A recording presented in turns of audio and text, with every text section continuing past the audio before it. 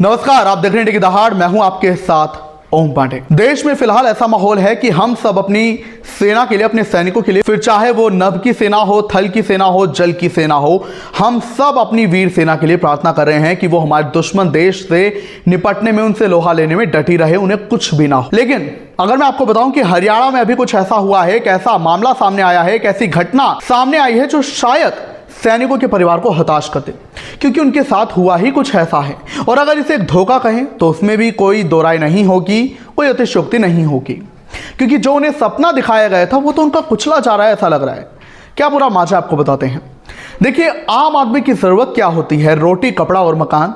सैनिकों की बात करें, वो तो अपने जुनून के लिए, अपने देशभक्ति के जज्बे के लिए वहां पर होते हैं बॉर्डर पर, लेकिन उन्हें भी तो फ्लैट्स चाहिए होते हैं, उन्हें भी घर चाहिए होता है, आशियाना चाहिए होता है, और वो भी एक आम आदमी है, तो उनका भी सपना उनका घर हो। और जब ये सपना आपको सरकार दिखाए कि आपका सपना साकार होगा, आपके अच्छे दिन आएंगे, आपको बढ़िया फ्लैट्स, लग्जरी फ्लैट मिलेंगे, तो कैसा होगा? आप खुश हो जाएंगे। ऐसा ही कुछ हुआ था हरियाणा में 2014 में। वो समय जब हुड्डा की सरकार 2014 में थी, बाद में बीजेपी की आई थी। तो ये समय था 17 फरवरी 2014 का। हुड्डा की सरकार थी। तो हुड्डा की सरकार में हाउसिंग बोर्ड एक योजना, एक स्कीम लॉन्च करता है जिसका नाम होता है डिफेंस फ्लैट। नाम बता रहा है कि ये योजना सैनिकों के लिए थी। आपको बता दें कि इसके तहत जेसीओ रैंक तक के जो सैनिक थे और अर्धसैनिक बल थे, उन सभी को, उनके परिवारों को अच्छे फ्लैट्स जो है आवंटित किए जाते हैं। इसके तहत, इस स्कीम के तहत हरियाणा में 11 जिलों में टाइप ए व टाइप बी के कुल 13,696 multi storey flats, multi storey building बनाई जानी थी।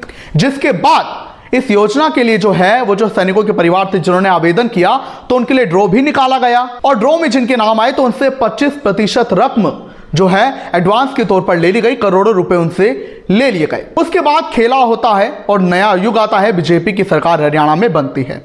लेकिन सरकार बनने का योजनाओं से तो कोई लेना देना नहीं होता है। तो ऐसे में सैनिकों को ये उम्मीद थी कि अब उनका सपना जल्द पूरा होगा और उन्हें उनके घर मिलेंगे।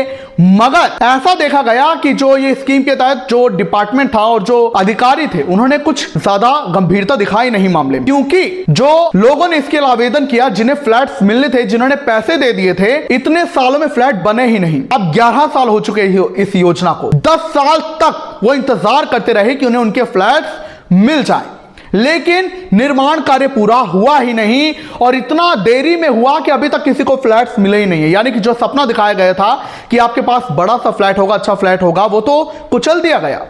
जो फ्लैट्स उन्हें मिल जाने थे वो अभी तक मिले ही नहीं, जिससे उनके सपने टूट गए। और जानकारी के मुताबिक अब तक हजारों परिवार जिन्होंने इस योजना के तहत आवेदन किया था, पैसे दिए थे फ्लैट के लिए, वो अब उसे सरेंडर कर चुके हैं। यानी कि उन्होंने अपना पैसा ले लिया है और उन्हें फ्लैट कहा है कि हमें चाहिए नहीं, आप रख लो, जब आपका बनेगा तो आप किसी और को दे देना, हम अपना खुद ही घर बना लेंगे। यानी कि उन्होंने अब कोई उम्मीद रखी ही नहीं है। लेकिन अभी भी कुछ ऐसे परिवार हैं जो डटे हुए हैं कि उन्हें उनका आशियाना चाहिए।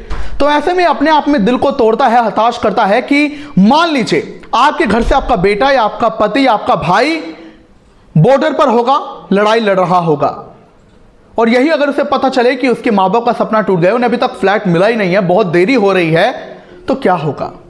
ऐसे कई परिवार हैं जो इंतजार कर रहे हैं अब तक कि उन्हें घर मिल जाए, लेकिन नहीं मिला है।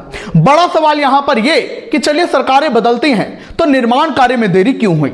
अगर बीजेपी की सरकार आई, खट्टर की सरकार आई, तो क्या उन्होंने इस बात पर ध्यान नहीं दिया? यह भी सवाल उठता है कि चलिए कुछ ऐसी स्कीम होती है जिन्हें वेलफेयर स्कीम कहा जाता है, जन कल्याण की स्कीम कहा जाता है, उनका सरकारों के बदलने से कोई लेना देना नहीं, उनका राजनीति से कोई लेना देना नहीं। बीजेपी सरकार पर यह सवाल उठता है कि खट्टर की 2 टर्म की सरकार रही, उसमें भी एक बार भी ये फ्लैट नहीं बने, तो ऐसे में क्या सरकार ने इस पर ध्यान नहीं दिया? अब नायब सैनिक की सरकार है तो क्या उन्होंने भी इस पर ध्यान नहीं दिया? अभी तक ये फ्लैट लटके पड़े हैं। फिलहाल आपको मैं ये बताता हूं कि अभी जानकारी ये है कि जिन 11 जिलों में योजना लॉन्च की गई थी, उसमें से तो 9 जिले ऐसे हैं जिनमें 11 स्थानों पर योजना रद्द कर दी गई।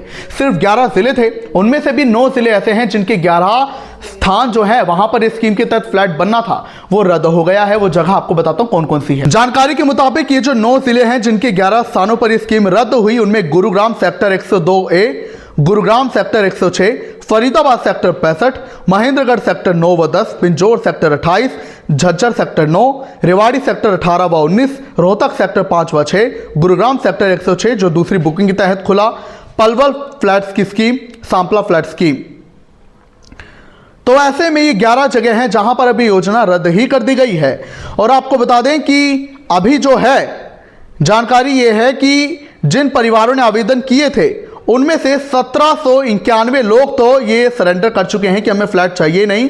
इसके अलावा 2618 परिवार ऐसे हैं जो अलॉटी हैं, जिन्हें फ्लैट मिलना है, वो अभी तक इस स्कीम पर डटे हुए हैं, यानी कि उन्हें फ्लैट चाहिए।